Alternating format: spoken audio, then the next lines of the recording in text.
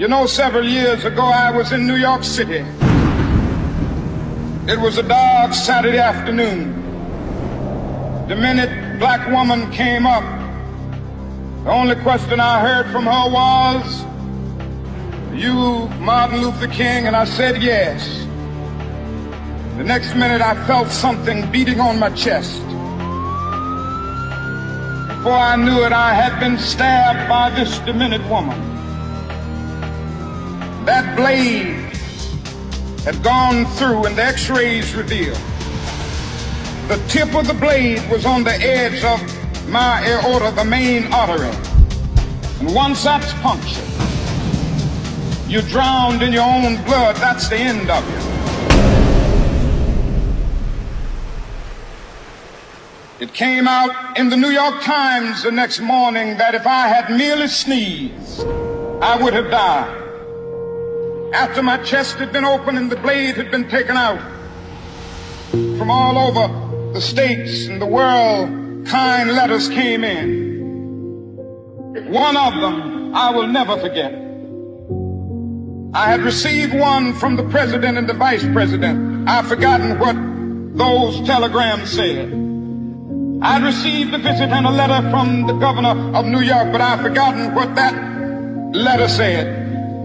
But there was another letter that came from a little girl. Said simply, "Dear Dr. King, while it should not matter, I would like to mention that I'm a white girl. I'm simply writing you to say that I'm so happy that you didn't sneeze." And I want to say tonight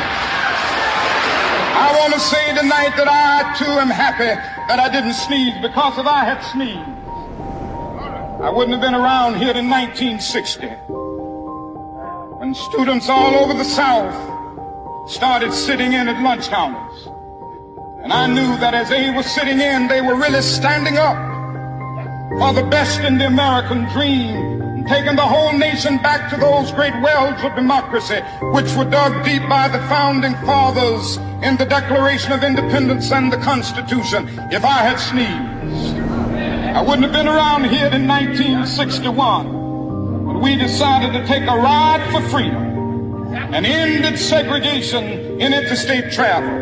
If I had sneezed, I wouldn't have been around here in 1962.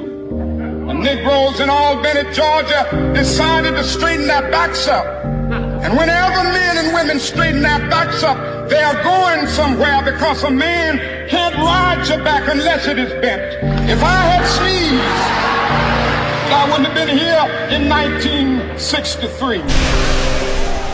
Black people of Birmingham, Alabama, aroused the conscience of this nation, brought into being the Civil Rights Bill. If I had sneezed, I wouldn't have had a chance later that year in August to try to tell America about a dream that I had had. If I had sneezed, I wouldn't have been down in Selma, Alabama to see the great movement there.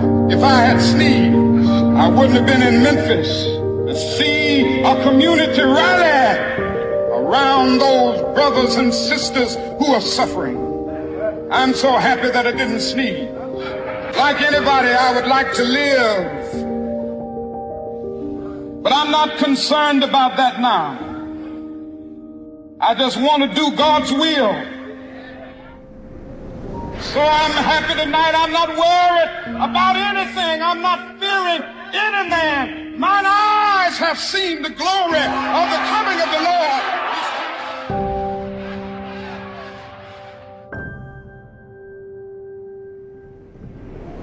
Let us rise up tonight with a greater readiness. Let us stand with a greater determination in these powerful days, these days of challenge, to make America what it ought to be.